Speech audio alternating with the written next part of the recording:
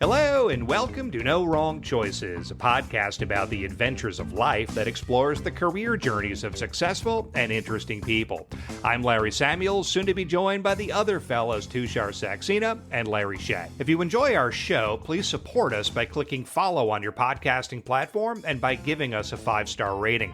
You can also learn more about us and connect by visiting our website at NoWrongChoices.com or by following No Wrong Choices on Facebook, Instagram, and Twitter. This episode is part one of our conversation with FBI Special Agent Agent Pike, which digs into how someone becomes an FBI agent.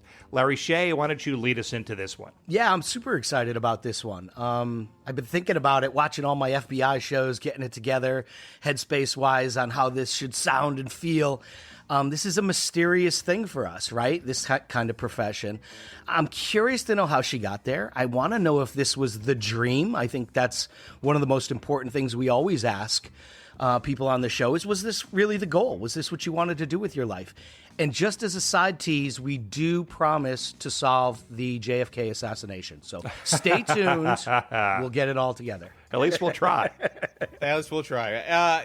I'm a big fan of someone who goes into this type of work because, you know, when you're talking about a member of the FBI, you're talking about people who aren't always the hard chargers and the guys who break down and the folks who break down doors. You're talking about people who have to think, right? They're all about the investigation and building cases. So, you know, a lot of this is about, you know, how do you go about this? What for many of us would seem like just building, like very slow work, very methodical work about building cases against criminals. You know, you said it a moment ago about watching all these TV shows and movies. We've seen them over the years, you know, whether it be like, you know, Silence of the Lambs or FBI on channels like CBS. You know, obviously life in these agencies are not like that.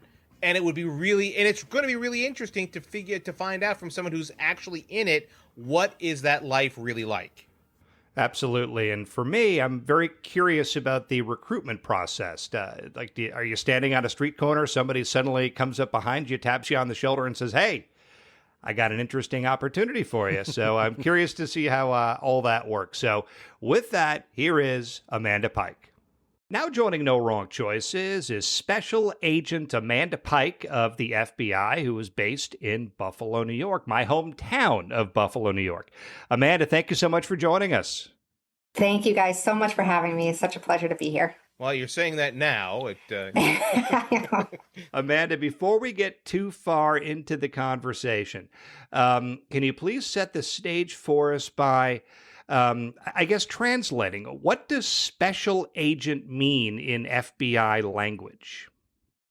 Well, the simple answer to that is it is the law enforcement or a law enforcement branch or job role within the Department of Justice. So here at the FBI, we employ all sorts of people in all different kinds of roles.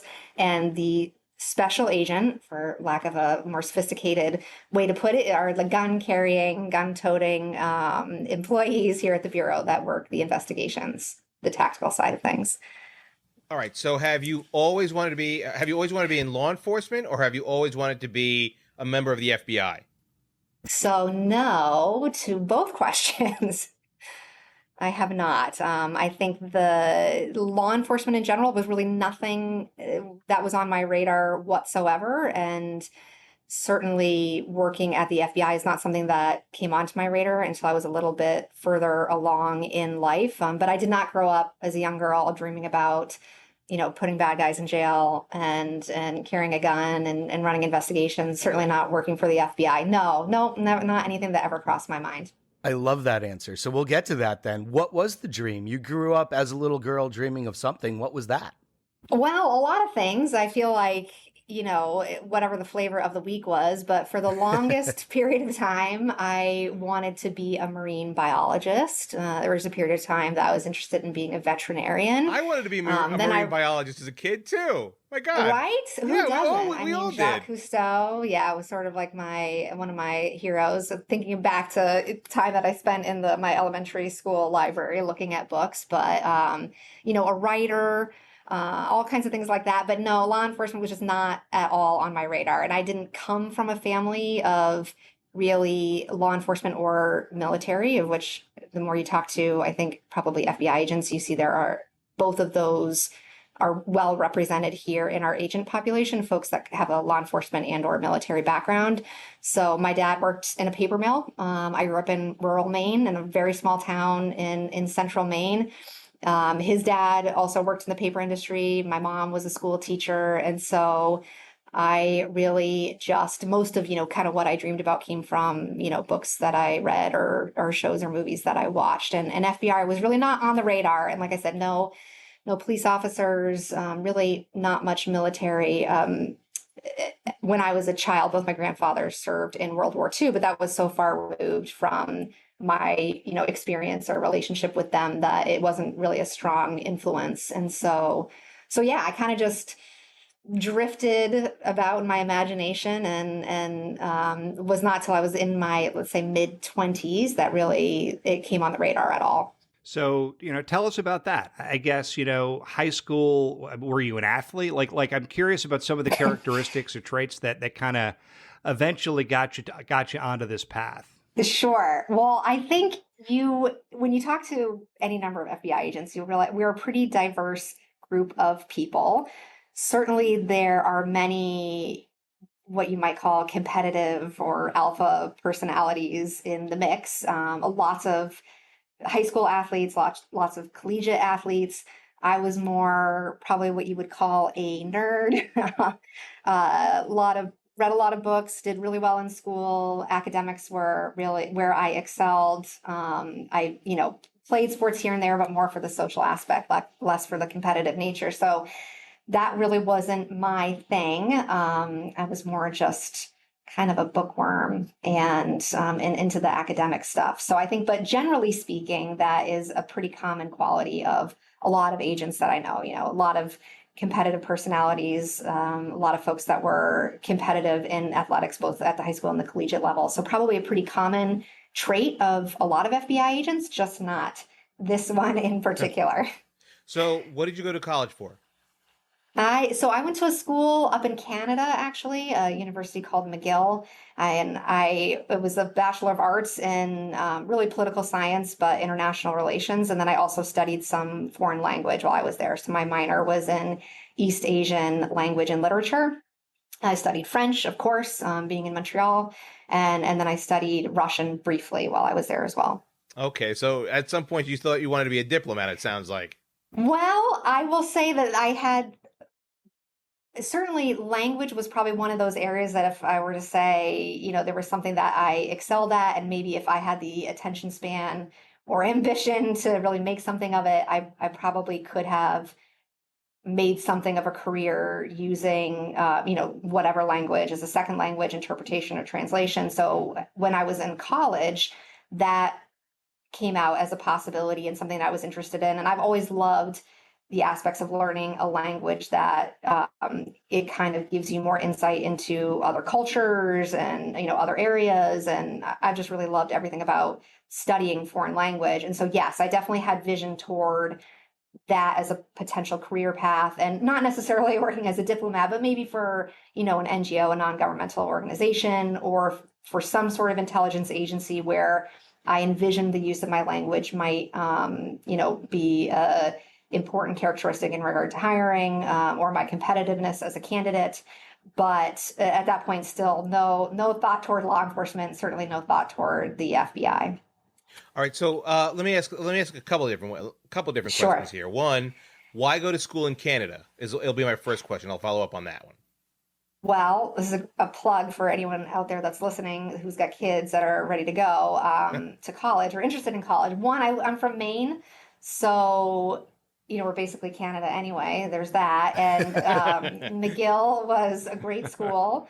That's what we say about Buffalo, too. Yeah, well, right. That's why I think it's crazy that people here don't think of University of Toronto or other very, very good universities in Canada. The price, I'll also say, McGill's a great school. It's an excellent school, has a great reputation. I received an excellent education from it and loved my time in Montreal, but it was also a fraction of the cost of going to a private school in the United States, which were basically my alternatives. All the other schools I was looking at were, private liberal arts schools in the U.S. And I paid for 4 years, one of the top universities in all of Canada, probably what I would have paid, or maybe even less than I would have paid for 1 year at a university in the United States, plus the exchange rate. So Wow. it was really an incredible opportunity. It's a huge school of 30 at the time. I want to say it was like 30,000 students. I had Wow, big. classes when I was a freshman that had 700 people in them. But coming from a tiny, tiny town in Maine, my graduating class I want to say was like 65 or 70 people. And so to transition from that to the environment I was in up at McGill was really eye-opening and just so diverse, and so many people with different experiences and different knowledge, and from different areas. And of course, I was an international student while I was there, so had some exposure to other international students, and really just an eye-opening and horizon broadening experience that I wouldn't trade for anything else in the world. I would really encourage anyone who is either thinking about going to school or has kids that are thinking about going to school to consider the option of sending them to school in Canada. All right, so I guess my follow-up question will be, then when you're done with school, were you recruited at some point during school to go to the FBI, or was this now you're far out of school, you're actually kind of getting a real job? And if that's the case, what was that real job? So 2 answers. The first is no, I was not recruited. Okay. And I think that's one of the unique things about going to school out of country is you do miss out probably on some of those opportunities, because at job fairs or career days, it's mostly Canadian organizations and I suppose in theory agencies that are being represented, and so that isn't something I really thought through. So when I graduated, I applied for an internship at an organization in the state of Maine. So I returned to Maine and started out as an intern. It's a public-private partnership, the Maine International Trade Center. Really great organization that provided research assistance and advice, and for Maine companies that are trying to do business internationally. And I had a really amazing opportunity there to work first as a research assistant, as kind of an intern, and then was hired on full time to work as their program and membership manager. So that was all going on, and I had that job, and it was great. It seemed like a great fit for me coming out of school with a degree in international relations. And at the same time, I took a trip down to Washington, D.C., where I had a cousin who was at the time working for a contractor who had some work with some agencies in the intelligence community for the United States. And he had a family friend who was an FBI agent, and she was also a female.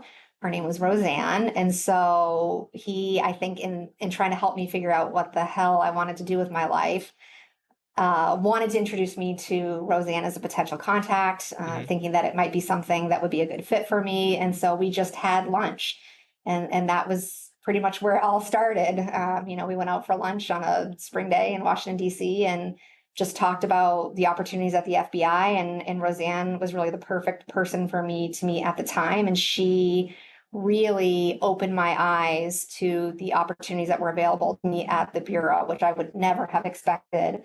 In just, my whole vision of the Bureau was based on what very little I knew from either the news or movies or TV. And Roseanne gave me or painted a picture of the Bureau that was just so different from what I imagined a career there to be like. All right, so I will ask you about your favorite FBI TV shows and movies in a second, but first I want to ask, so when this meeting took place, how old were you, and roughly what year are we talking about? Oh man, now you're going to make me age myself here, which was not such a big deal when I was like 28, but now that I'm almost 40, it feels worse. But I graduated a little early so that would have been 2005. And this was probably within the next 6 months of that. So I would say spring, summer of 2006. And I want to say I would have been 22 at the time. So still a spring chicken. It didn't feel like it at the time. Of course, I felt like a full grown adult at 22, but now that I'm almost 40, Never does. Oh my gosh. Yeah. What a baby. Yeah, bright-eyed you're and entering the bushy-tailed. stage of we want everything to slow down. Yes, I totally am. But at the time, I was ready for everything to speed the hell up, So 22, bright-eyed, fresh-faced, whatever, and had this luncheon with Roseanne, like I said, who really kind of changed my perspective on the path that my life maybe was going to take. Yeah, so the fire is sparked right here, and Yes. then what is the process? I guess in general, what is the process in general for the FBI, and then what happens in your case? How does that lead to your next steps? So Roseanne's big advice to me at the time was essentially, you're too young, so go out and live a little, get some experience, live, work, do your thing, work at one place, get another job, change roles, whatever it was, develop all this experience and these soft skills that you're going to need to be competitive at the FBI. I mean, the FBI has a age minimum also for applications for special agent, and I would have been below it at the time at 22. What's the age limit? I want to say it's 24. Oh, okay.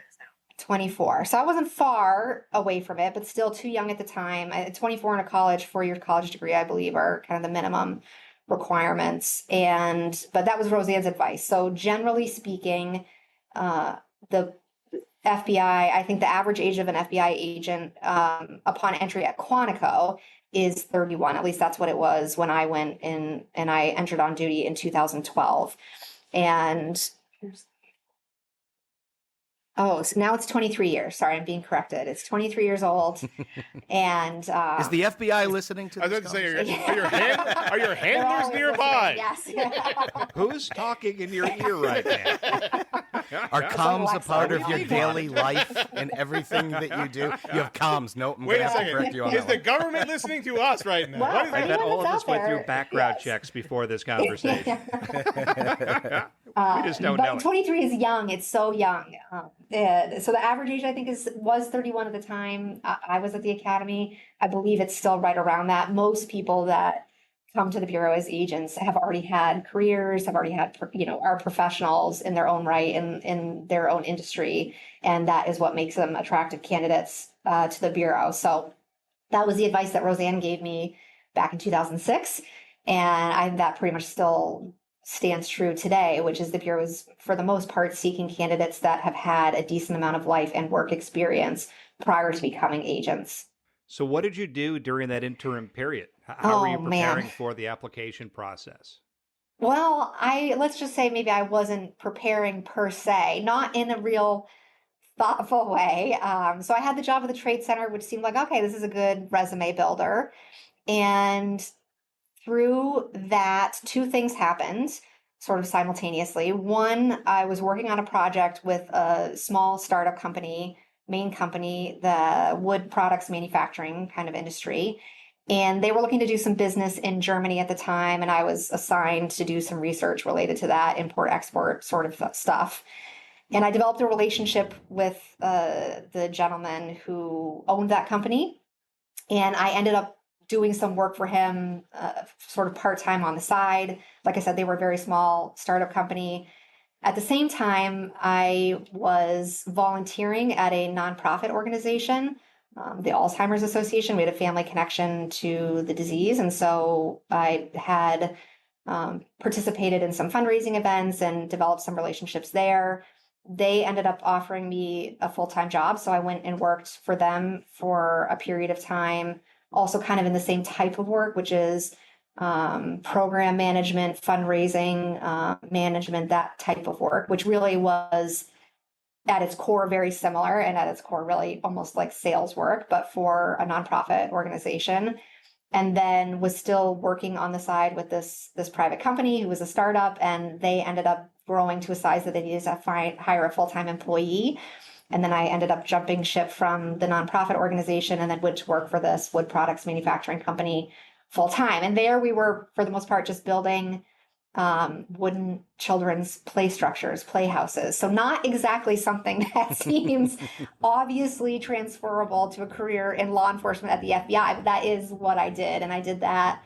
I worked with that company up until the point that I applied to be an agent, which was when I was 26. So in 2010, I want to say. Were you happy doing that stuff? Was there ever a moment where the dream started to fade a little bit and you thought about staying on the track you were on? I was actually very happy at my most recent job, which was this job that I had with products manufacturing company with people that became really some of my, and to this day are still some of my closest friends. It was a really fun environment. It was a tiny company, startup company. So the energy was really just incredible. Everybody was creative. It was a fun place to work. It was a casual place to work. I had a really flexible job and hours and really everything that you could want from a work situation. So it really wasn't that spurned me to finally make the leap. It's sort of less interesting thing, which is that I went through kind of a personal situation. Was in a very long-term relationship with someone that I, at the time, thought I was going to spend the rest of my life with, not to be dramatic, but that ended. And it's like, okay, well, I've got the whole rest of my life ahead of me.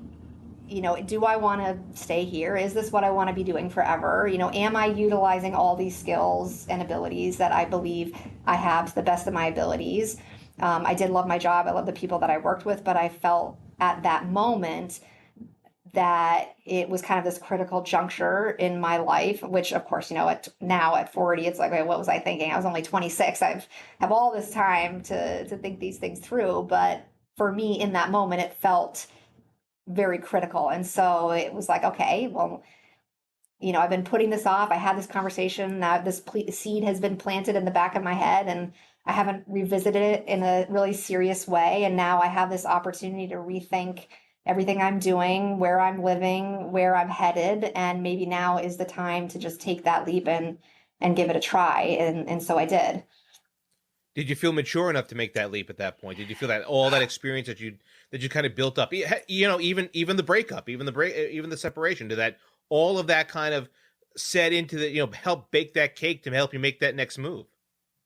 I don't know. I think that there was part of me that just thought there was no way that the FBI would look at my application and think, would call me back, would think I was a competitive candidate. And it felt like I would regret it if I never tried.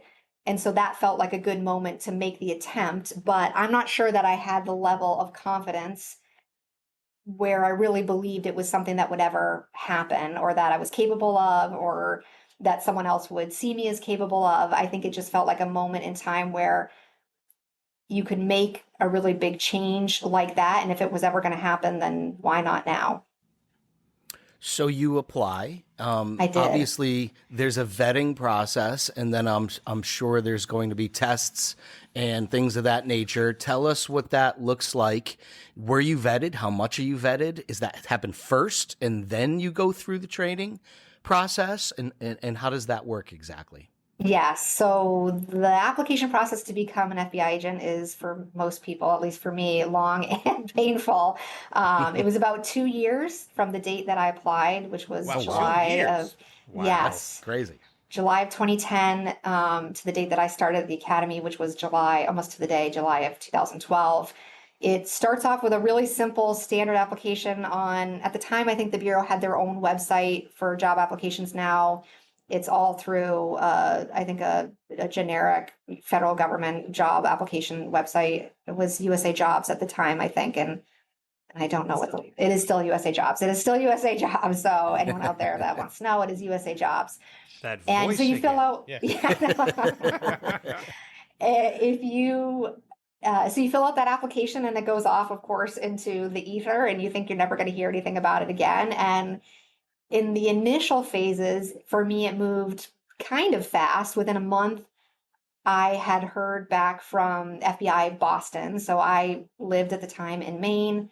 Boston was the regional office. There are RAs, what we call RAs, that are like small satellite offices of the FBI that are located in smaller cities. So there were some RAs in Maine and also in New Hampshire, but the headquarters city was Boston. The main field office was out of Boston. And so all of my communication and all of my application was processed through that office. So I heard from Boston. They asked me to come down for what we call phase one, or what we called at the time phase one.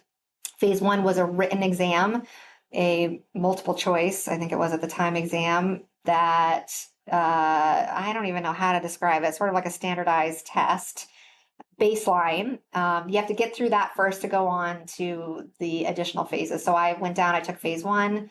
So like the FBI SAT test. Kind of, yes, Yeah. yes. And I will say, I think it's harder now than it was I when prefer I took the it. what was the other one? The ACT. I prefer that. The FBI ACT. Yes. Some version of that. You pass that, and then you go to what is called a meet and greet.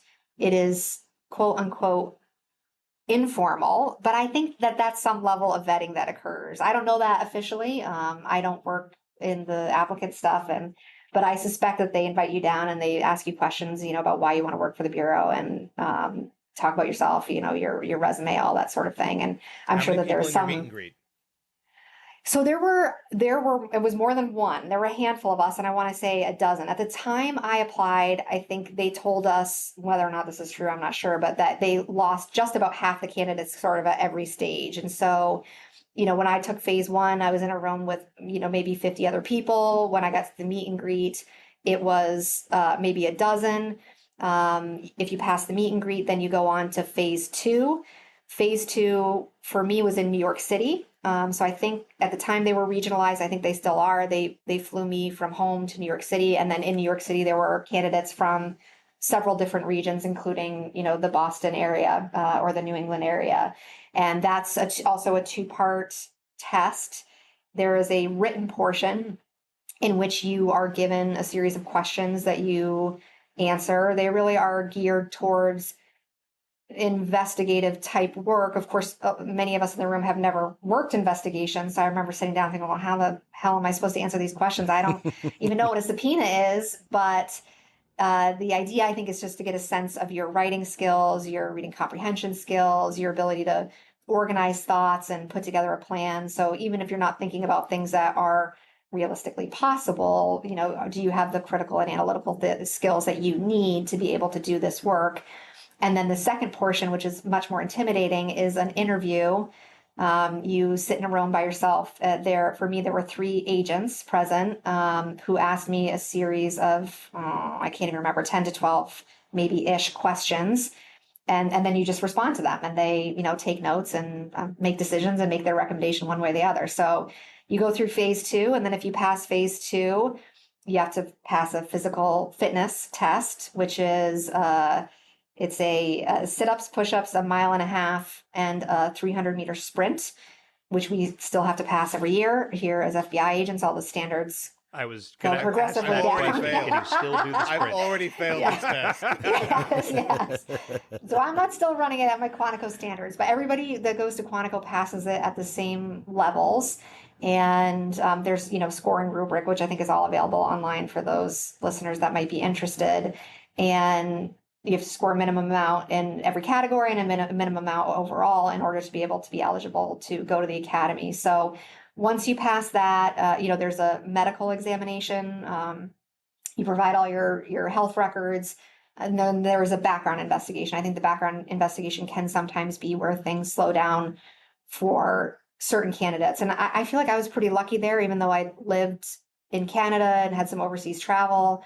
My application didn't slow down that much, I don't think, from my background. And then a polygraph, of course, which is also delightful. Wow. And so once you go through all that, assuming that you pass at every stage, it did. But you know what? I was also, the time I applied, I can't remember if I was caught in the middle of it or they were catching up after coming out of it. Right around the time I applied, there were hiring freezes. And so some of that slowdown, I think, came out of just of that, bureaucratic malaise. And they, either I was caught in the middle of it and so things were put on hold for a little bit, or they were just coming out of it. And so applications were just backed up and it took a little bit of time. But I do think that 18 months is probably a pretty standard application process timeline. It is not fast, and because there are so many phases of it, and for some of the phases, you have more than one opportunity to pass. I think phase 2, you get 2 opportunities. You have also at least 2 opportunities to pass the fit test once you're through the other phases. So there are other reasons why your application could take longer or less time. And, some people are coming already from other government organizations, and sometimes we're processing former or current FBI employees. That might expedite your process a little bit. But for someone from the outside, I think 18 months is probably still, even today, still a pretty standard amount of time to expect for the application.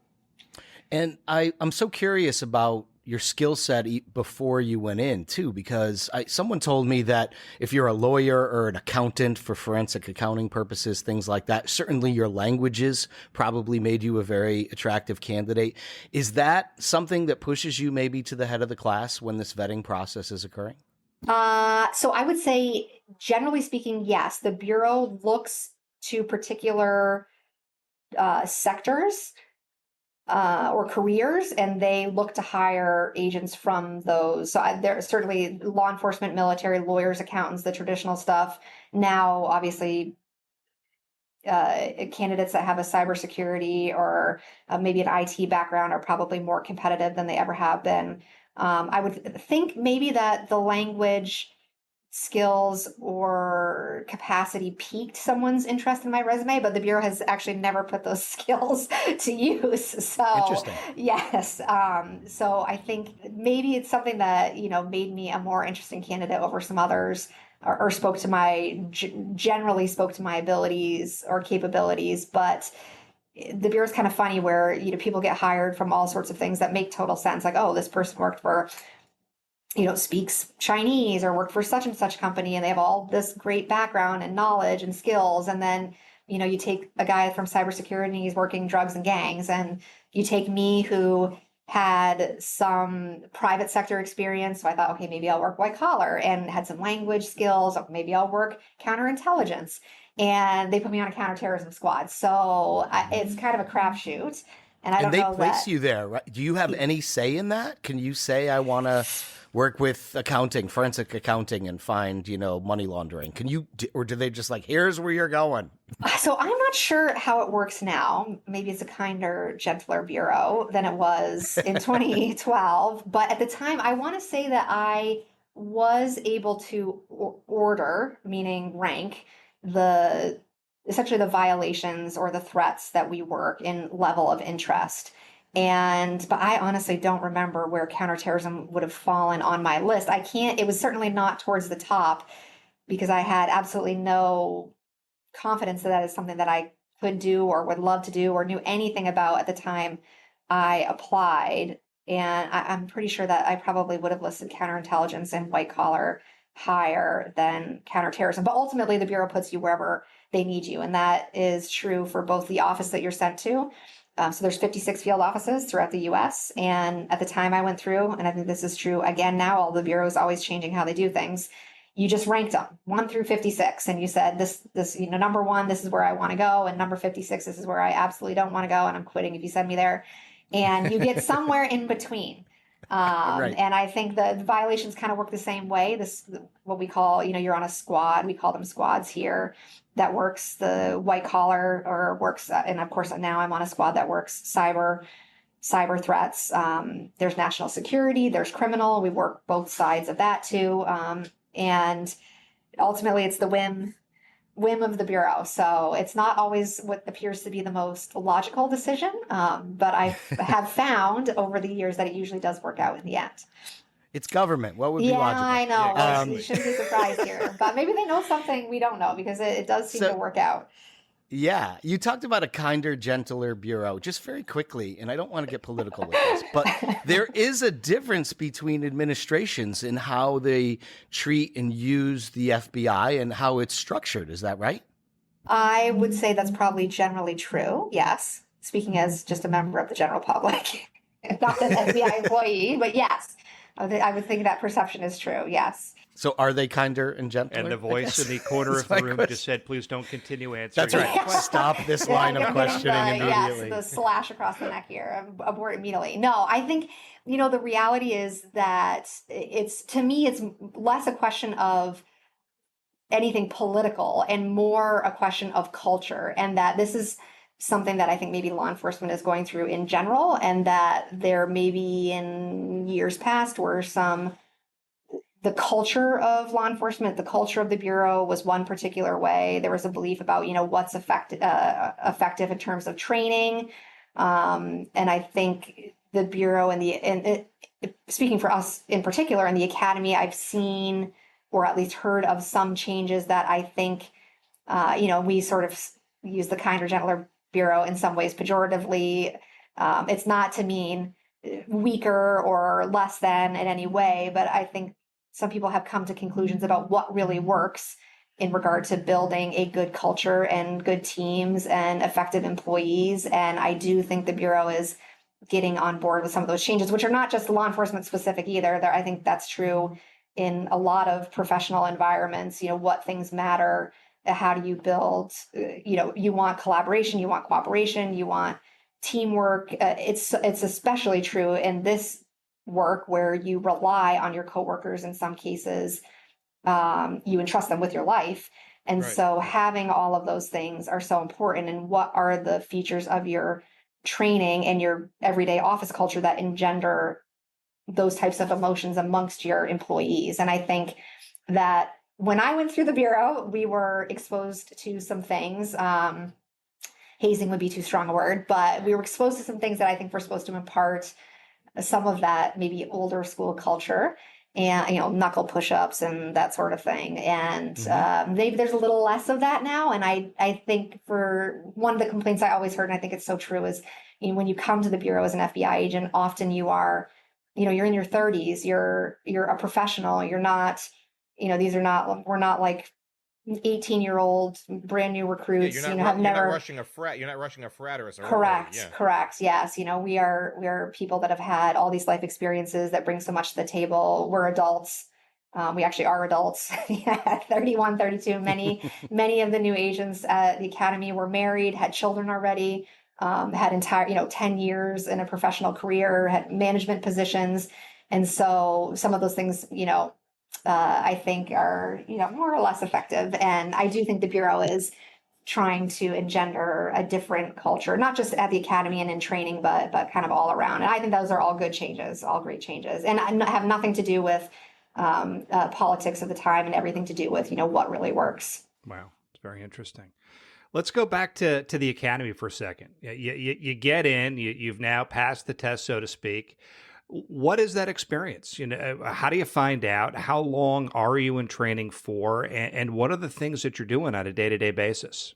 I want to say I got a letter in the mail. I think that's how I found out. An acceptance letter that told me that my application had been, essentially fully approved. And then I had a date to arrive at the Academy, which was July 15th, 2012. At the time, the Academy was 21 weeks. So I arrived in July and with an expected graduation date in December, and fortunately had no delays in my time at the Academy. We had Amanda, let me stop. Sure. Is that possible? Because you said for you it was 21 weeks.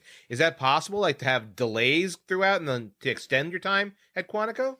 Well, yes, because so much of the Academy, first of all, is new, and so I think often there are candidates who are what we would call recycled. So meaning if you don't pass a portion of the training while you are with your class at the time, the Bureau at that point has invested so much into you as a candidate and getting you there, they will sometimes push you back into a later class so that you can then continue on with your training. You might receive some level of remedial instruction. A lot of times that might be related to the firearms training.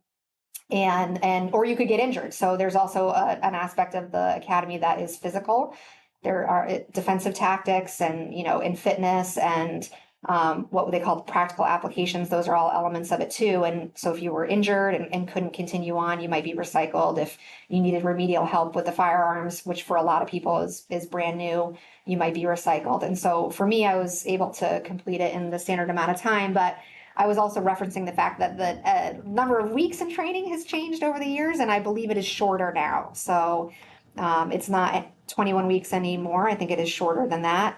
I think that's probably a good change also, because I feel like by week 16, it was like, oh my God, get me the hell out of here.